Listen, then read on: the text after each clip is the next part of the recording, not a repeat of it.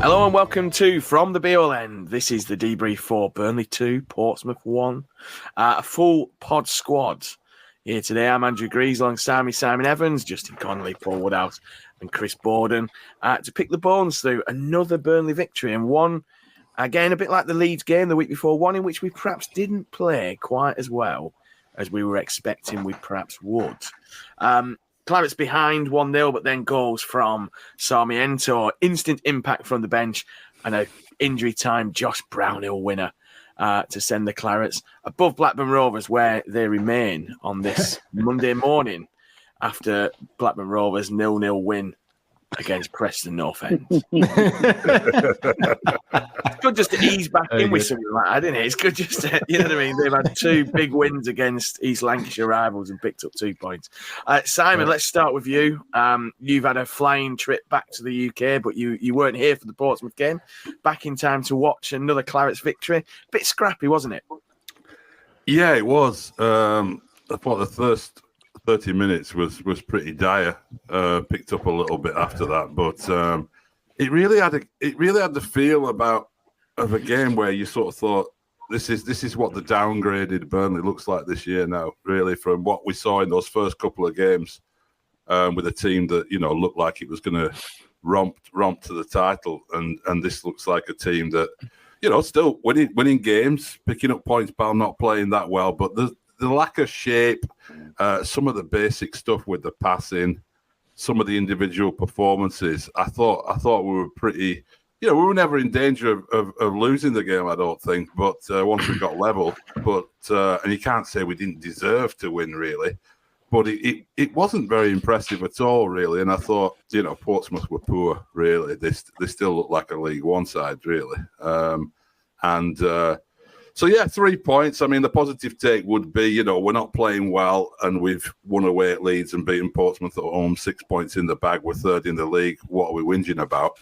But, comparing this side to that really struck me yesterday. When you see, Egan Riley at right back, I know we've got injuries in that area, but, just some things not working. Foster, I thought, had a terrible game and affected a lot of things around him, actually, I think, which we can get into later on, perhaps. But, not particularly impressive win. No, and Justin, I mean, Simon talked about a downgrade there. He highlighted Egan Riley at right back. It's one of them, isn't it? I mean, Egan Riley at right back, I like Egan Riley in a kind of... There's certain parts of his game which are really good, but we commented there were a couple of times where he put the ball out of play at the nearest point to him, which was level with his own penalty box, which to me, the decision making on that, it's not, you wouldn't have seen Roberts doing that. You'd have seen Roberts perhaps trying to hook it as far down the line as possible, etc., etc. There has been a bit of a downgrade. There's no doubt about that. Audebart gone and Amdouni and various others. But as Simon said, still third in the league. We are, I think, ahead of where we were under Company in that magnificent championship season. Is it a case of just, a bit more time, we'll get to that point where we suddenly start to be, free-flowing football like Scott Parker keeps, referencing that he wants? Or is this what we're in for, this kind of maybe the championship's not going to be the romp that we had a couple of seasons ago? I think it's too early to tell. I mean, certainly in Egan Riley's case, I mean, he's not played that many games, has he? For us, he's kind of even though he's been at the club for seems like a long time, he hasn't. He's not particularly experienced. Certainly not at this level, and not in this Burnley team. So I'm much less negative than Simon is about it. I think I can't sit here honestly, having complained after every single game last season that we weren't sort of pragmatic enough and we weren't, we weren't playing the opponent. We were playing this sort of our own game and we were fragile and all that sort of stuff. when I see this team, I see a team that's sort of got a bit of resilience about it. You know, they came back from going a goal down. I know they didn't play well in the first half. I don't think they played particularly well in the second half. I think Sarmiento coming on and you know, scoring more or less his first attack would change the game completely. And I'm not sure whether it was a change of approach or a change in personnel that made the difference. I think he just sort of, it shows actually what you can do if you just sort of turn the dial a little bit from sort of, you know, cautious to positive. You know, having a go. There was, you know, in the first half, Sarmiento would have got that ball and knocked it across to somebody else and tried to find a little bit of room and a bit of space to get a better opportunity. And Brownhill's goal was very similar, wasn't it? It was just like having a pop from the edge of the box through a crowd of players. And if you get it on target when you do stuff like that, if you're positive about it, it can make a massive difference. But I don't know. I'm really positive about the fact that we are not playing particularly well, but still finding a way to win games. I don't agree that we didn't play well against Leeds for a start. I think we did play really well. I think that was the game plan that we had there was perfect for that situation. You know, as I said, defending and goalkeeping is just as much a part of the game as going forward. We're going to play a lot of teams who come up and set themselves up like Portsmouth did on Saturday, and it was really encouraging that eventually we found a way through. I think the real worry for me was that we're going to get up against teams like that and just not be able to unlock it somehow. But just that little turn of being a bit more positive, being a bit more forward thinking, having a pop from outside. You know, when you get a shot, when you get a sight, a goal, I think that's when things happen. And you know, I'd just say so far so good. You know, so far so good. Yeah, and Woody, I mean, the referee, it has to be said, David Webb, probably one of the worst referees I've seen at Turf Moor for a long while. He at least did give a reasonable amount of injury time. The Portsmouth tactic appeared to be pretty much from their first goal kick. Take as long as we can, suck the life out of the game. They were going over, he was falling for it. But it's always pleasing when, you know, A, you see your team still battling for a goal and a winner deep into injury time like we were doing. But B, officials actually going, you know what, you can do all that as you must, but we are going to punish it. We had it against Rotherham, didn't we, in the Championship winning season. Yeah. It's a bit of a breath of fresh air, really. I mean, not the shit referee, but the fact that, you know, these teams will come perhaps and try and waste time, but will ultimately get punished as long as we show that resilience and that desire to keep going. And we're aided and abetted by the officials giving a right amount of injury time. Yeah, I'm surprised that he wasn't carrying a sponge around with him, to be fair.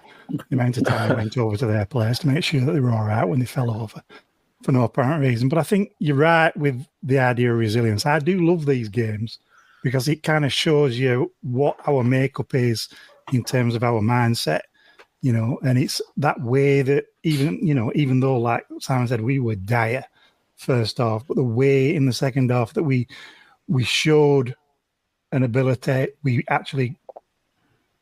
Scott Parker brought on the right substitutions at the right time that obviously impacted the game, and we managed obviously to push it over the line. It's seeing how they win. It was the little things like, for example, when Hannibal got taken off, he had a bit of a strop, twatted his seat. J-Rod went over to him to have a word. He calmed down. Then the next camera that went to him, he's trying to explain to everybody where to go, and and his mindset had completely changed. He hadn't done a vout and thrown his dummy out and was stropping. He was fully behind, and he was extremely happy when we'd won at the end. And so I like to see stuff like that and how we win. I think, when it gets to January, February, and we're still playing like this, then we'll be extremely pissed off. But I also like to see what Portsmouth fans had to say on their match day vlogs. And for them, that first half was the best they'd played all season as far as they were concerned. Jeez. And then, you know, it's then through their eyes, they had a hell of a lot of positives, but kind of expected us to be able to win it irrespective because we were Premier League, etc. And so looking at it from that kind of a context, they weren't too downbeat. I mean, it was a decent performance as far as they were concerned, and that we had a bit too much for them. So both of those things can't necessarily be true. And we obviously know that there's infinitely more, or that we hope there's infinitely more on this side. And I think, like we're saying, with having Egan Riley at right back, yes, he's a very good defensive fullback, but it kind of also impacts the way Cullen plays, because he doesn't have that outlet ball to Roberts or a more progressive right back. And that also isolates Koleosho. He was trying to find space by running across the front line after about 30 minutes. And it just seemed it would seem to be possession for the sake of possession. We don't have a Taylor Harwood Bellis or even a lesser O'Shea to find that ball, or a Bear to make those little runs to actually start those attacks. It's all very much between the centre halves, and very much a percentage ball to somebody that doesn't really end up doing anything in particular. So I felt that was all a little bit slow, and I was surprised that Fleming didn't start, because I think he made quite a difference when he came on. But I think overall, being able to get the result, but I think it bodes extremely well, to be fair, moving forwards. Being able to find ways to win, and we'll find a way to play. Yeah, and Chris, I mean, Woody mentioned there that kind of almost possession for, percentage sake. It felt a bit like that, didn't it, at times with the, Steve and Worrell. And I was talking to Phil Bird this morning. I was saying to him, Worrell for me was just he spot a run, but he's like just a second too slow at pinging that ball. And there were a couple of times when he pinged balls out to Anthony where you kind of went, actually, you know what, he's got a bit of distribution here, and he can do that. But, I guess it's all about, it's kind of quite a delicate jigsaw, isn't it, at the minute, the Burnley starting lineup. Scott Parker made it clear that he would play the opponent as opposed to kind of, having his favourites, and he would set up individually depending on what the game is. But do you see it as a bit of a jigsaw? And actually, without Roberts in the side, we've then perhaps got to change the way we do things, because Egan Riley's not a Connor Roberts, with Cullen coming back in, that perhaps, he's a different dynamic to Josh Laurent, who I thought did really well again when he came on. What do you make of the way Scott Parker set up and the way he finished the game in terms of that lineup? Yeah, like Woody, I was surprised that Fleming didn't start after his performance at Leeds. I thought we missed that presence. Like Simon was saying, I thought Foster, there were a couple of moments where he linked play well, but largely his touch was poor. He was giving silly fouls away, which played into Portsmouth's game plan.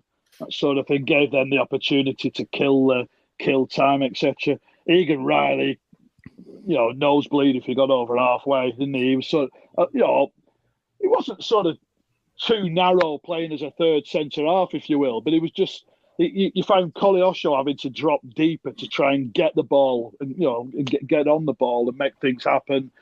He's driving inside, looking to like bounce a pass off someone, because the Portsmouth was sort of sitting off. There wasn't really the space in behind to sort of utilise his pace. So he's trying to like, little give and go or something. And Foster, his game doesn't lead to that. And you're thinking Fleming's probably more a natural fit for that sort of thing. But Cullen's having to drop deep, and a lot of the time it was just between Esteve and Worrell. Like I say, Worrell spread play beautifully first half. 50-yard crossfield to Anthony, who didn't sort of capitalise on that. I thought he was ordinary again, really, Anthony, and Sarmiento was a huge plus. But you look at someone, you need to shift the ball quicker with no zip, no tempo really to it. And you look when Sarmiento comes on, he shifts the ball so quickly. I saw Messinio was complaining about the equaliser, but if you look at it, he shifts it inside, and the defender follows him inside, but he shifts it so quickly again to create that yard, and he gets that whip, sort of like Benson with a right peg. Really, it was you knew what he was going to do, but you couldn't stop it. And he was involved in the win, as was Worrell, to give him his due. He pushes the ball to Brownhill, and all of a sudden you've got Brownie's got 3 and 6. We're looking at Foster who's struggling to get going, but Brownhill should be setting himself a target of 10 goals for the season. But we want that balance in midfield. I thought it didn't need Cullen, Hannibal, and Brownhill was all. Hannibal was the one who was breaking forward, looking to press. And for as much as I like Hannibal's spirit, Hannibal's mentality, he ain't going to create and he ain't going to score goals. And Brownie is. So I think you've got to be either playing Fleming off the front, or as let's say that number 9, a false 9, as he was at Leeds. Or you've got to be playing Brownie in there, and maybe a Laurent and a Cullen or a Hannibal, and one of the other two. But you think when as soon as you get Roberts back in there, and people forget that you've still got, I think Ramsey's going to be a huge player when he's fit. We don't know how far down the line back on the grass, but fingers crossed, not too long. You've Redmond, who I think will be a terrific player at this level. Got the attitude, the ability, and the mystery that Mike Trezor, because he could be a game changer. And you see what Sarmiento did yesterday. We've got players who will have that killer instinct, that cutting edge, and I think he'll contribute to that. When he's reintegrated into the team. Yeah, and Simon, there was a picture of Magic Mike in training on the club website on Friday, so he's also back on the grass after his recent illness. I think it is. I think that's what the club said. He picked up an illness while away, and I think he was hospitalised for a little bit with that. So you talked about Foster right at the top of what we were saying. I mean, I do like to look at the Clarets player ratings to see if I agree or disagree.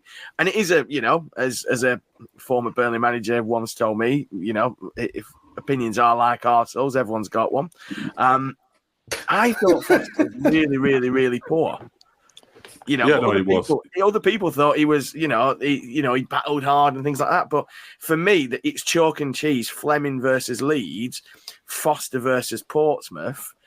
It's amazing how kind of one performance can affect, as you mentioned right at the start, the way everything else works around, doesn't it? Just talk to us a little bit about what. Yeah. I mean, I think actually ties in with what Chris was saying about Hannibal, who I'm led to believe actually had a reasonable scoring record in United's sort of reserves and youth teams, development football, and likes to, be the more forward one of the midfield, and play a ball into a centre forward, get it back and carry on his run, to pick it up, which he can't do with Foster because, Foster's positional play is the biggest problem I have with it. His touch is poor at times, and it were bouncing off him a bit too much. He was giving the ball away and giving the silly fouls and so on. But where is it? We saw this last year as well. That you get a winger into a position, and then Foster's dropped off somewhere, or he's gone out wide, or he's not. If you're playing with one centre forward, he's got to be your one centre forward. And his positional play needs a lot of work on it. And I thought, how unimpressive has Huntonji been in training if he's not getting off the bench yesterday? Because that game, I was just thinking, well, he's going to pull Foster for Fleming and go back to that. He didn't do it that way. But what J-Rod came on from, didn't he, right at the end? But I think the problem with Foster is that he's not the target man you want him to be, and he's not making those run-ins in behind. And we've seen him play out wide a little bit under VK, and his main strength. What is he good at, Foster? What have we seen him be good at? His main thing is running with the ball, actually, isn't it? He's carrying the ball away from home games where he's like taking it from deep and gone on these big runs and taking us up the field and so on. I don't know. It's a real problem, like where to play him. But it didn't work at all with him at centre forward yesterday. And I don't know. Is Hutonji a centre forward? There seems to be some dispute about what position he actually plays. Is he a winger or is he a centre forward? We don't know.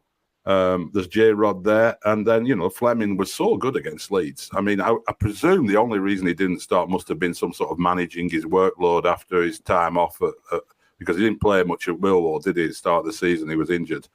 So I presume it's that, because he was so good against Leeds. We were singing his praises on here about his ability to hold the ball up and his Barnes-esque qualities. But yeah, there's a few players who it's hard to get a shape when you've got players who don't seem quite, comfortable in the positions that they're playing. I mean, I thought Anthony was poor, to be honest, and I thought, apart from his cross against Rovers, he hasn't really done a lot. That little shot he had was nice, wasn't it? Wasn't much power on it, but he got it off well. And then, the left back, Lucas Pires. I mean, he looks quite good at times, and then at other times, but positionally, he was wandering about, doesn't he? And he's got to be the most left-footed fullback we've had since Ray Deakin. I mean, he's just whooshinho, isn't it? Whooshinho, yeah. It's but he's very, very. You notice it more with left-footed players for some reason, don't you? We've probably had loads of really, really one-footed right backs, but you just notice it more for some reason, but. No, there are a few pieces there that aren't quite right. I don't think Parker would have been happy with that performance yesterday. Yes, the mentality, I'd agree with Justin on that, the mentality as it was at Leeds. But I just thought there was no shape there yet. And, that is a big word yet, isn't it? It's early days. We just had the absurd situation of like selling half our team and buying half a team. And trying to put all the pieces together and have 100% record since that mad transfer window. So, you look at it and think, well, no, there were the Rovers, weren't there? That was the day after it. But you look at it and think, well, we don't know. We don't know what this team's going to be like yet. But I really would be thinking about that centre forward position, trying to work something out pretty quick for that, because in Championship it's essential. You can win games, as we've proven, by not playing particularly well if you can put the ball in the back of the net and create pressure in the final third. Yeah, and one person who apparently did call up to see if he could come back was Ashley Barnes. Apparently, Matt Williams revealed that on Clarets Plus commentary on Saturday. Really? Barnesy rang up in the summer and said, "Can I come back?" He obviously didn't have the same look as Johan of, travelling around various northwest or continental airports trying to find Alan Pace, who couldn't hang around to celebrate with the fans apparently on Saturday. But he's obviously off to some foreign airport to sign fucking Glenn Little or somebody who's, It was nice of him to tweet about that, though, because they must have been distraught, those fans, after the game. But... He was getting mobbed. Honestly, when I got to the ground about 1:45. He was getting mobbed outside the North Stand for pictures. I kind of just heard the Kermit the Frog voice and what's it? Didn't see Russell Ball, though, so probably not quite as popular. But Justin, I mean... Simon mentioned there kind of, a few players not quite fit in that system. I didn't think Joe Worrell has looked fit or fully fit since he got here. Clearly, Fleming, there might be a fitness issue. It's the reason he didn't start. What do you think the kind of key areas are for kind of, looking ahead to Oxford? And if you were to change kind of two players in which two positions, where would you see the kind of key positions to change to try and unlock a little bit of fluidity or a little bit of shape in that team? I don't know. I can see the view on Foster being that he's more suited to playing sort of that counter-attacking style, isn't he? Because he's got that pace and he's got that explosive sort of run forward. And Saturday's game wasn't really playing that much to his strengths. Because he's not that sort of receive the ball and knock it off somewhere kind of a player, is he? He famously runs in straight lines, doesn't he? And he needs to. He's more a ball over the top guy or a carry it from the back guy, isn't he? He's not. So I think I'd like to see Fleming given a go up there in a game that we dominate rather than one that is, playing with his back to goal all the time, and just see what he can do. Apart from that, you'd have to sort of say that the last couple of games, Anthony's not really produced what you would have expected him to do after that Rovers game. You know, he looked like he was much more sort of aggressive, positive, forward thinking. He seems a little bit hesitant and a little bit like he's not quite got the confidence to take people on, and I don't know why that might be. So you know the impact that Sarmiento had when he came on ought really to warrant a starting place, I think. So those two maybe are the two that I'd look at. The rest of it, I'm reasonably happy with. When I look down the list of the squad we've got together now, I know that a lot of people say that we've downgraded in a lot of positions, but there seems to be a reasonable balance to it. We seem to have options in different positions now, so that if one thing's not working, we can switch it up and try something else.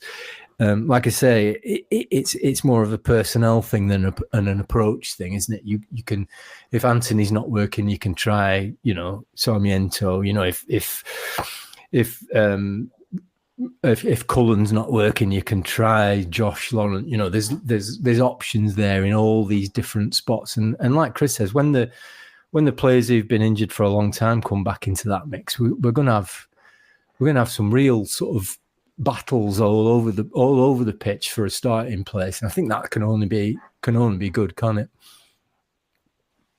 Yeah, definitely. And Chris, I mean, as Burnley fans, we love a winger who can get past his man, has a bit of skill about him, and, you know, ideally, if they can put a tackle in as well, then all the better. And Sarmiento seems to tick all them boxes, doesn't he? He's got a bit of strength about him, which we were perhaps light on from as wingers last season. You know, perhaps, you know, the VK way wasn't buying wingers who would put a foot in or, you know, stick the leg in where it hurts. But Sarmiento, when he came on, we know about the goal, but some of his overall play was really good. And, you know, the fact that he, you know, would get stuck in, he's always looking to try and get out of tight corners. He felt like the kind of player who, you know, if we kind of blood him into this team and he becomes a bit of a mainstay, could be a bit of a cult hero for Burnley, can't he?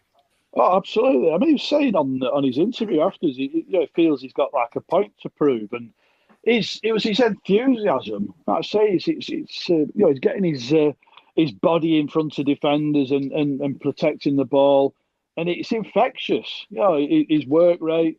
He was top quality when he came on, and so anyone who can manipulate the ball quickly in those areas, it's crucial to breaking down those deep blocks. And it's a super finish, and he's surely in the conversation to start at Oxford. But I said, I'm looking at Foster's stats, you know, before, just to go back to Foster.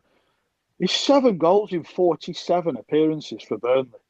And I know it's sort of, you know, it like a, you know, the second half of the season when he came in, where he was sort of drip fed in and out of the side, etc. And last season, he started really well and then had his mental health struggles, etc.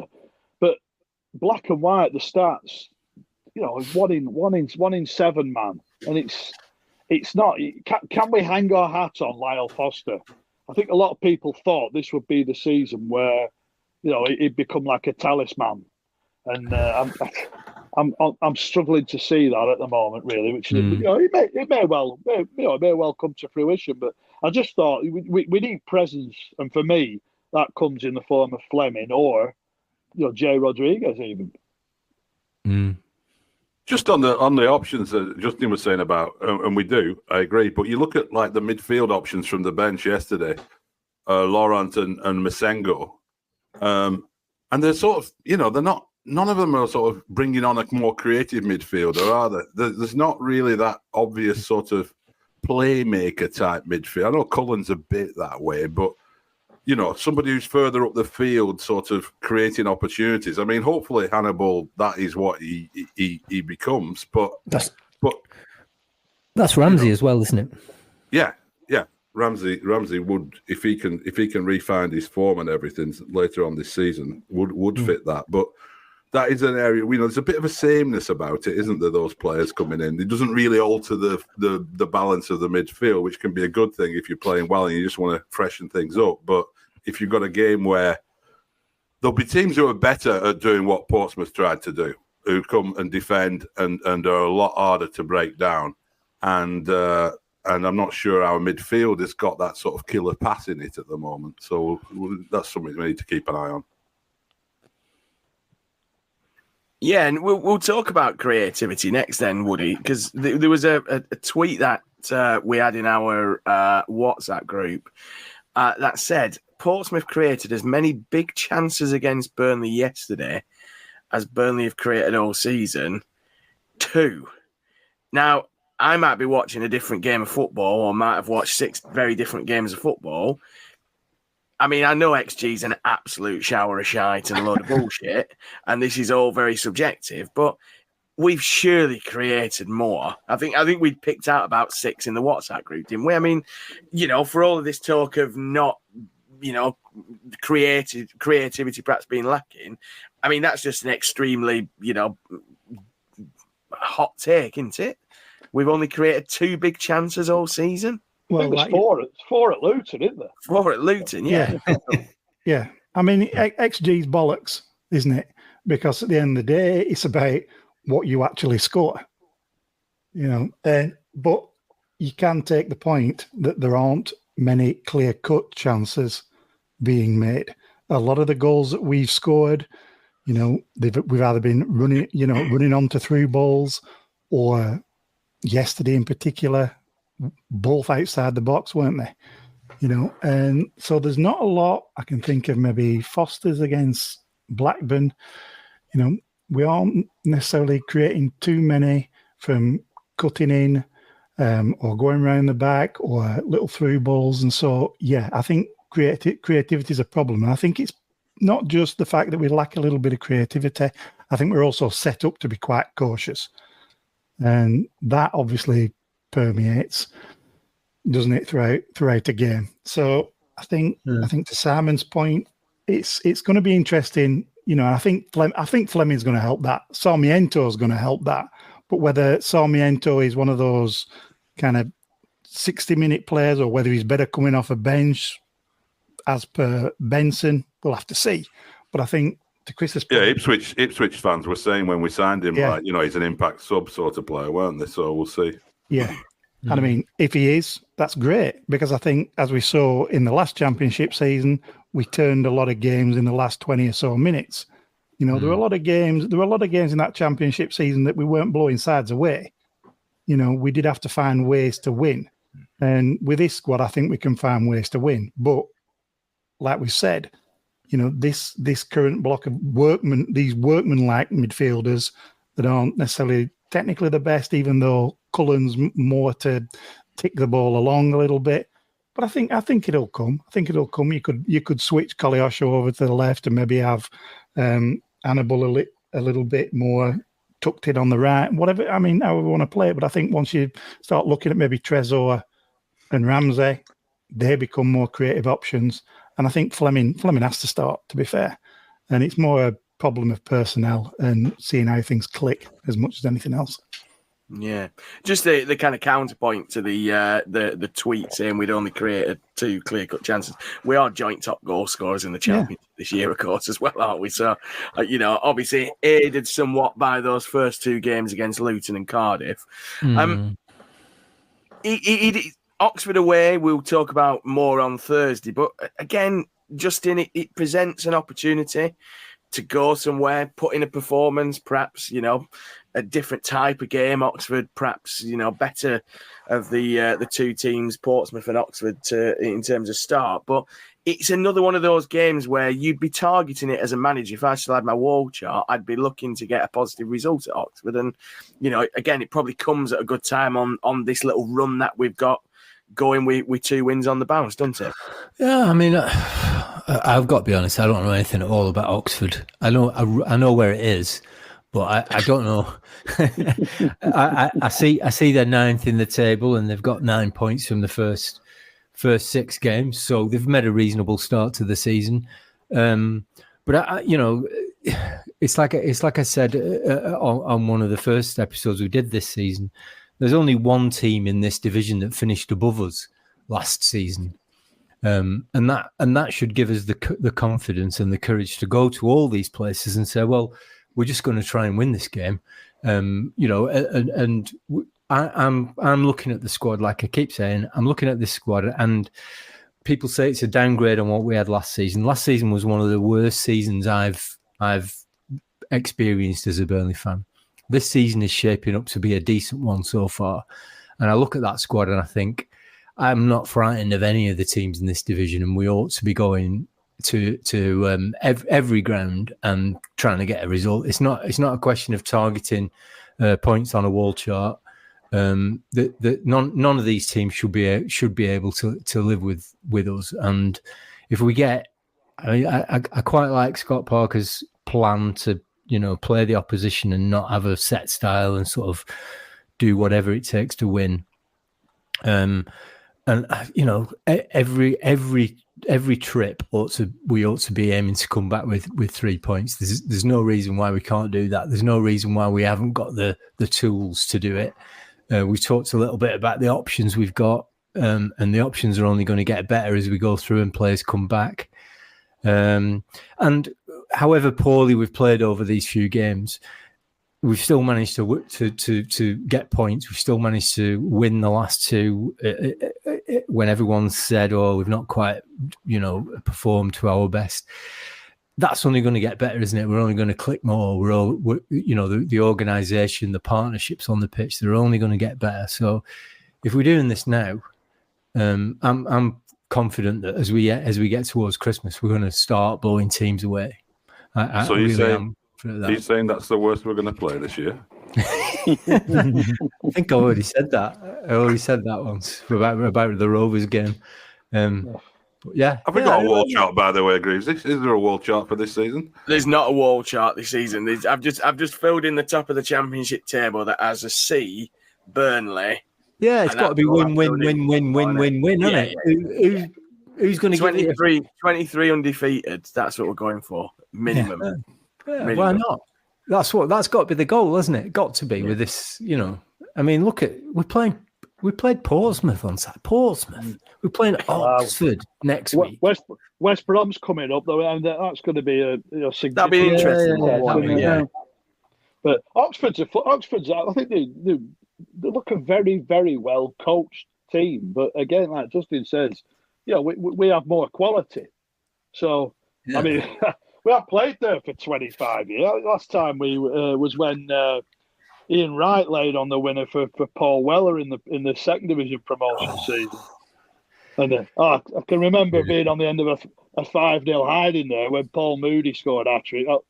And Justin will remember this. That was the day Clitheroe won the FA Vars semi-final, got to get to Wembley, 96. Oh, I was down there watching that. Burnley were the least of my worries in those days.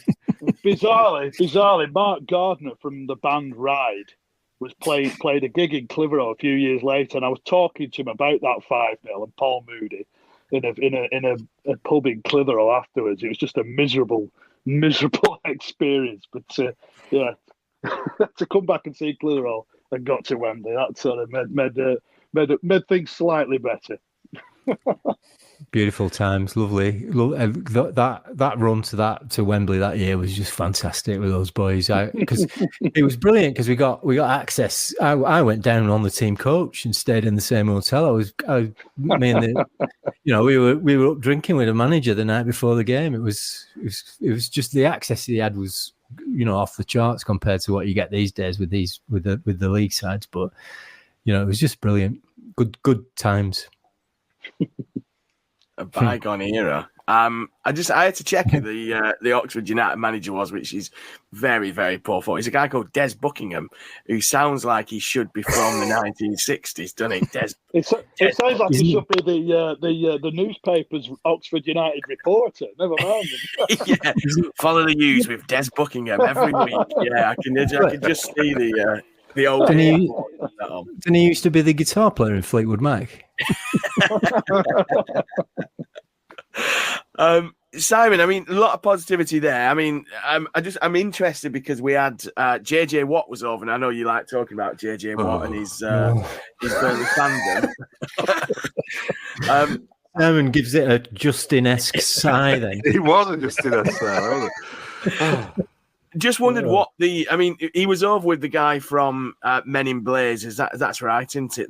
Roger Bennett. Yeah, Roger Bennett, Everton fan who's created a bit of a, I'd say probably about as successful as we are, As successful as we are over here, he's about that in America. Yeah, he's massive. Roughly, yeah. roughly massive. So he was a guest of JJ Watts this weekend. I'm just interested from you and Woody. I mean, obviously, quite a lot of JJ-led Burnley promotion when we were in the Premier League. I'm guessing there's less so this season, is there? I think so, yeah. I mean, he still appears on television wearing his hat. I think he sort of established the fact that he's involved with Burnley now. I think people know there was enough coverage of it last year that he's established himself as like this figure associated with Burnley. So yeah, I imagine Roger Bennett will have a 1 hour special sit down with JJ. He's interviewed him a few times before, so I'd imagine that'll be part of it. It's probably where Alan Pace was after the match, actually, instead of meeting his fans.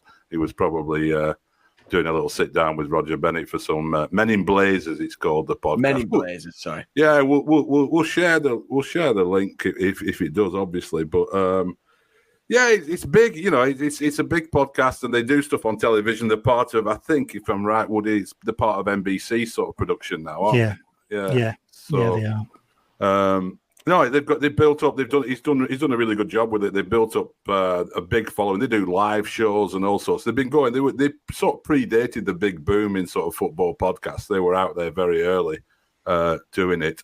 And get a lot of big interviews. Pochettino, one of his first interviews as USA manager was with Roger Bennett on that show. So, it's from that point of view, it's more publicity for JJ Watt than Burnley's involvement, and it is like, I know I've slagged it off loads of times and stuff, but it is a good little hook in for people, isn't it? With JJ Watt, for American fans. I mean, I'm still skeptical about how much. Influence and impact our America strategy is going to ultimately have. But if you've got one, then having someone like him. But I do think it does feel like a little bit, I don't know what you think of this, Woody, but it does feel like it's sort of reached its peak like last year, and like it's just like, yeah, there's JJ Watt again in the box. I don't know. It feels like it's not, he's taking someone to Royal Daesh. It's like, yeah. I saw them having a picture. In fact, I saw JJ taking the Roger Bennett picture outside the Daesh yesterday when I was driving past. I didn't clock it was JJ until afterwards. I was a bit like, oh, that was the guy having the picture taken. I don't know how I managed to miss him because he's about fucking 8 foot tall, isn't he? But yeah, Woody, I mean, just from Simon's point there, I think that's one of the kind of, things I was asking Simon, kind of as, I'm going to call it Burnley mania. I mean, Alan Pace's ambition was for Burnley to be every kid's second English team in America. I'm not sure we've ever reached that heights, but do you see a lot less kind of Burnley in the States this season now we're not in the kind of Premier League?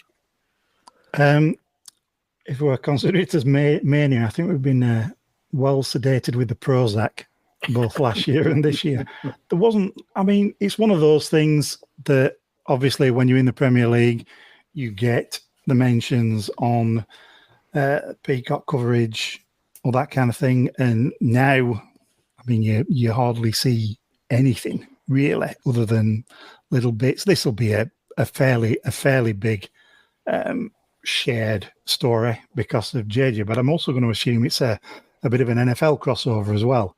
So Burnley might not just solely be about Burnley. It was interesting that Roger Bennett, he only retweeted some of JJ's stuff, and he wasn't tweeting stuff of his own accord. So, I mean, I don't know. I mean, it's one of those things, influences in football, how much does it really make that much of an influence? Probably not as much as we'd like to think. So, I don't know. Time will tell on that, and I'm gonna edge my bets and say probably not a lot. Death of an influencer, it's a bit of a theme at the moment, isn't it? It is. Yeah, definitely. Let's leave it there. We'll come back on Thursday and preview the Oxford United game. We'll also talk about the much maligned Burnley membership, because I've been talking to a couple of fans who've given us a bit of an insight into that membership scheme. So we'll save that for Friday's episode, when we can perhaps chat more about that and Des. How well it's going. Des Buckingham and Fleetwood Mac and all of that. But let's leave it there. Thank you very much, chaps, for your input. We'll be back on Friday, as we say, with a preview of the Oxford United game. Until then, enjoy the start of your week and up the Clarets.